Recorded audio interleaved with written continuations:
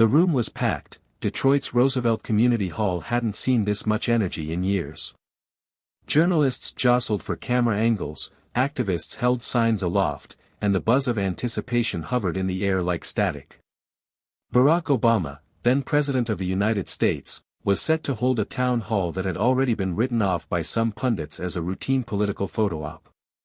But to the people in this room, to the worried mothers, the exhausted fathers, the young college hopefuls, this was no performance. This was one rare shot to be heard. Obama walked in, his stride calm and his eyes scanning not just the front row of polished officials and campaign staffers, but the back corners, the balcony, the places where real stories sat silently. He began speaking, not from a teleprompter, not with booming rhetoric, but in the tone he reserved for when he knew listening mattered more than leading. His words covered topics like education, housing, the comeback of the auto industry. People clapped. They nodded. Some cried. But somewhere in the eighth row, wedged between a pair of older women holding "Hope Lives Here" signs and a teenager FaceTiming her mom, was a boy no older than 8. His name was Marcus. He had squeezed in beside his aunt, who'd borrowed a car just to get them into Detroit on time. Marcus wasn't holding a flag or a smartphone. He held a sign he'd made in crayon on the back of a cereal box. "Can you help my dad get better?" It was shaky handwriting, the kind that speaks of small hands and serious intentions. Nobody in the crowd saw it. None of the journalists caught it. But Obama did. Halfway through answering a question about trade tariffs, his eyes locked for a moment with Marcus's. The president's expression didn't shift. His voice didn't falter. But something behind his gaze changed, a calculation made, a thread tied, a mission silently accepted. The event carried on. Obama shook hands. He posed for pictures. He gave a short press gaggle before being ushered toward the waiting convoy of black SUVs. But just as he was about to step off the stage, he turned to one of his aides. "Find out who that boy was," he said quietly, pointing back toward the sea of now dispersing chairs. Secret Service paused. Staffers looked confused. But the instruction wasn't a suggestion, it was a directive cloaked in calm. Marcus and his aunt were intercepted as they were heading out, their expressions cautious, unsure if they'd done something wrong. The aide smiled gently. "The president would like to say hello," she said. What followed was not recorded. There are no official White House photos, no sweeping video clips. Just Marcus, his aunt, and the most powerful man in the country huddled in the corner of a stage surrounded by empty folding chairs. Marcus spoke nervously. His dad, Troy, had been diagnosed with advanced lymphoma. The family had lost insurance when the plant closed down. His dad wasn't getting treatment. The paperwork for Medicaid was stuck, whatever that meant to a child. Obama knelt down, leveled his eyes with Marcus, and listened. He didn't promise miracles. He didn't offer platitudes. He asked one question. "What's your dad's full name?" Then he nodded, rose, and shook the boy's hand, firmly, like an agreement had been made. Later that night, on Air Force One, as advisors reviewed polling data and debated talking points, Obama made a single phone call. Not to a donor. Not to a senator. But to a regional director at Health and Human Services. He read off a name. A birth date. A location. And a note. Expedite the case. Quietly. No press. There were no headlines about it. No interviews. No campaign tweets. But 3 weeks later, Troy began chemotherapy. It wasn't supposed to matter. To anyone watching from the outside, it was a handshake in passing, one of thousands Barack Obama gave that week alone. There were no cameras, no microphones, no official White House photographers standing by to freeze the moment for posterity. And that was exactly the point. 3 weeks had passed since Marcus had shown up with his cereal box sign and eyes full of quiet urgency. His father, Troy now sat in a small oncology wing at Henry Ford Hospital in downtown Detroit, connected to a machine that beeped steadily, as if pacing the second chance life had reluctantly granted him. The four in his arm dripped a cocktail of medicines so expensive the family could never have dreamed of affording them just a month ago. But now, somehow, mysteriously, everything was covered. The paperwork that had been lost was suddenly approved. The application that was under review was cleared. And nobody could explain exactly why.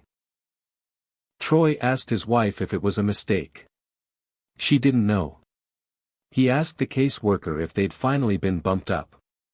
She smiled but didn't say much. He asked Marcus, joking, mostly, if the president had gotten involved. And Marcus just nodded, once. But this chapter of the story wasn't about what Obama did. It was about what he didn't do. He didn't mention the meeting during his next speech. He didn't tweet about it. He didn't use Marcus's story in a campaign email blast. He didn't build a narrative around it. He just kept going.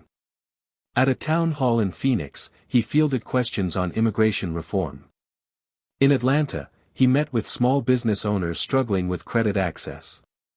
On a rainy Thursday in Chicago, he visited a high school robotics program and quietly watched a girl named Anna code a robot that could sort marbles by color.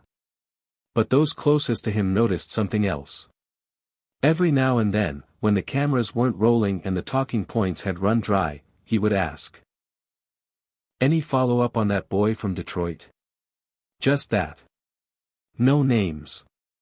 No headlines. Just the kind of question that meant, "I didn't forget." Inside the West Wing, there were skeptics. Staffers who whispered that it was a nice gesture, but unnecessary. That it risked setting a precedent. That you couldn't fix the system one kid at a time. Obama never argued with them. He never tried to defend the moment. He just made sure it mattered. And quietly, subtly, the ripple effect began. The Health and Human Services Regional Office in Michigan began revisiting several lost applications from auto industry families who'd fallen through the cracks. A White House domestic policy advisor initiated a review of how Medicaid backlogs were managed in post-industrial urban centers. And one low-level case worker, moved by what she heard secondhand, began a habit of adding sticky notes to stalled applications that simply said, "Real people. Real time." Back in Detroit, Marcus didn't fully grasp the enormity of what had happened. He only knew that his dad was coming home between treatments now. That he could hear him laugh again. That there was macaroni and cheese on the stove and cartoons on the TV and a smell in the kitchen that didn't feel like fear anymore. He taped his old sign, "Can you help my dad get better?" above his bed. Not as a decoration, but as a promise kept. As a before and after. As proof that someone saw him. Obama, meanwhile, kept it all to himself. The reason was simple. His mother, Ann Dunham, once told him that if you do something kind and then tell everyone about it, you're not being kind, you're being proud. And there was a difference. He believed that difference mattered. He believed it so much that when, weeks later, a speechwriter suggested folding Marcus's story into an upcoming keynote about healthcare justice, he quietly said, "No. That one's just for us." He meant it. Some stories were sacred. Not because they were dramatic. Not because they were politically useful. But because they reminded him who he was doing this for. Not the donors. Not the pundits. Not even the historians. But the child in the 8th row, holding a cereal box with more sincerity than 1,000 political slogans combined. It should have made headlines. In any other administration, it would have. There would have been a press release, a coordinated media push, maybe even a sit-down interview with a friendly network anchor, the kind that ends with a tear, a smile, and a campaign logo fading in the corner of the screen. But this wasn't that story. Because Barack Obama didn't want it to be. The real reason Troy Johnson was alive, the unshakable thread tying one child's desperate plea to a government's otherwise impenetrable bureaucracy, had no official paper trail. There was no memo marked urgent from the Oval Office, no signed directive from the president himself. What there was, instead, was a whisper. A conversation that took place in a hallway between meetings. A name, dropped carefully, respectfully, to a senior advisor who understood that when Obama made an indirect request, it wasn't a suggestion, it was a compass setting. The advisor followed up. The message made its way down the chain. No orders were given, only questions asked. And yet, one by one, locks began to unclick. But as things moved, something remarkable happened. Everyone involved believed someone else had pulled the strings. A quiet miracle of mistaken humility. The woman in Detroit thought the regional director had flagged the case. The regional director thought someone in D.C. had pushed it forward. The staffer in D.C. believed the HHS deputy chief had prioritized it. And the deputy chief? He thought maybe it had just resolved. It didn't matter. The job got done. But when a policy analyst eventually traced the path backward, trying to understand how this single Medicaid case had cut through red tape like a knife through fog, they found no fingerprints. No credit claimed. No names signed. No egos bruised or puffed up. In an age where politicians regularly race to tweet photos of their good deeds before the ink on the act dried, this was a ghost victory, invisible, but deeply felt. And that was the kind Obama preferred. There's a kind of power in silence. A kind that doesn't demand applause or recognition. A kind that doesn't appear in polls or popularity graphs. And perhaps that's why the nation didn't hear about Marcus or Troy. But the White House staff did. They didn't talk about it loudly. But they talked about it. In the days following the case's resolution, a subtle shift occurred. Junior staffers began offering to work late to clear file backlogs. Case managers in other cities began double-checking denied applications. And an intern, just a few weeks into their DC rotation, started a whiteboard in a shared break room titled, "Who Did You Help Today?" with no instructions, no pressure, just space. One morning, the president walked past the board. There were 6 sticky notes. Helped Mrs. K call Social Security. Sent food assistance app to vet in Kansas. Fixed enrollment typo for single mom. And, in different handwriting. Made a call. Just one. It mattered. Obama smiled. Said nothing. Kept walking. To the outside world, nothing had changed. Cable news carried on with its hourly outrage cycles. Columnists wrote about polls and party divides. Pundits speculated on midterms, scandals, legacy. But inside the White House, something else was taking root. A culture not of heroism, but of quiet action. Not of credit-seeking, but of impact. Not of, look what I did, but of, this needed doing. And as more people adopted the rhythm, more people were helped, invisibly, anonymously, gently. Like warm hands catching falling glass. The irony? Obama never even got to see the moment Troy walked out of that hospital room. Never saw Marcus run down the hallway and leap into his father's arms. Never saw the nurse with the hope pin cry softly from the desk. He only heard about it later. Secondhand. Briefly. In the middle of a daily policy update on infrastructure. But he smiled. Because some stories didn't need to be told loudly to matter deeply. Some of the best chapters in a presidency are the ones no one reads, but that still turn the page for someone else. It started with a letter. Written in pencil on lined notebook paper, dotted with eraser smudges and little stars in the margins. It had no return address, only a first name, Troy. Inside, the words tumbled with the raw energy of an 8-year-old who still thought the president could fix anything, like a superhero in a suit instead of a cape. Dear Mr. Obama, it began. Thank you for saving my dad. I think he would have died if you didn't help him. I know you're busy, but I think that was cool. Barack Obama received 10 letters a day from ordinary Americans. It had been his tradition since 2009, a way to stay grounded amidst the marble halls of power. Most were filtered by staff, summarized in folders, flagged for response. But sometimes, he'd pick one to read aloud. This one he didn't read to his staff. He read it to himself. Alone.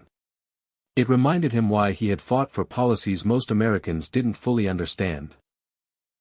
Why he'd absorbed the vitriol of a healthcare debate that almost broke Washington. Why he'd stayed late in the Oval Office after Michelle had gone to bed, staring out over the South Lawn and wondering if the small good was worth the massive price. Troy's letter was the answer. And Obama knew what he had to do. But not in the way anyone expected.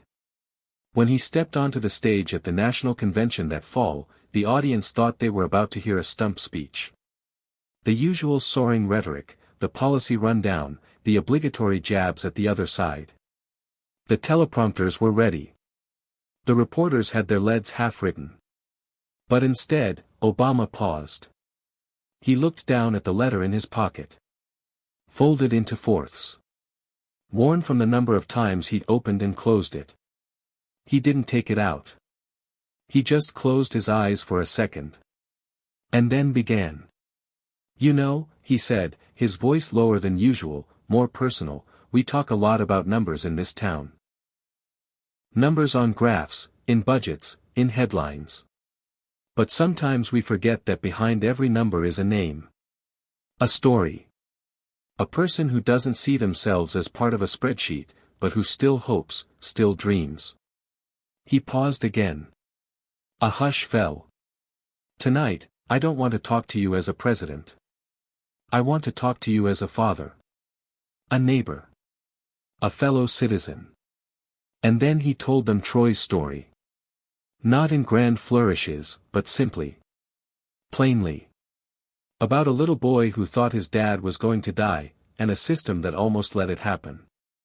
And about what happened when someone, not a hero, not a savior, just a public servant, chose to care. It wasn't a campaign speech. It was a national whisper. The crowd didn't cheer at first. They just listened. Many with tears. Some with heads bowed. And when he finally closed the story, with the words Troy had written, a wave of applause swept through the room, not wild or frenzied, but full. Heavy. Earned. And somewhere in the back row, a nurse from Michigan, the same nurse who had helped Marcus sign those forms, clapped the hardest. Because she knew the truth, policy hadn't saved Marcus. People did. Obama didn't post a clip of the moment. Didn't retweet it. Didn't let his team blast it across headlines. But the people watching did. They shared it, reposted it, wrote articles about it. Not because it was flashy, but because it was rare. A politician had told a story that wasn't about himself. In the days that followed, the White House received over 12,000 letters, more than triple the usual. Many from children. Many from people who never thought they'd write to a president. They didn't expect replies. They just needed someone to hear them. And quietly, Obama's staff set up a new initiative. Not a law. Not a sweeping reform. Just a promise. To read more letters. To listen deeper. To act faster when it mattered most. Back in Detroit, Troy never knew that his letter had reached a national stage. Marcus didn't care. Their lives had moved on, slowly healing, slowly growing. But on the fridge, held by a magnet that said, "Yes we can," was a new photograph. Troy, grinning, arms crossed, standing in front of a small community clinic with his dad beside him. Healthy. Whole. They never saw the microphone. But the microphone saw them. And through it, so did the nation. If you enjoyed this video, don't forget to like, share, and subscribe for more stories that move the world. Thanks for watching.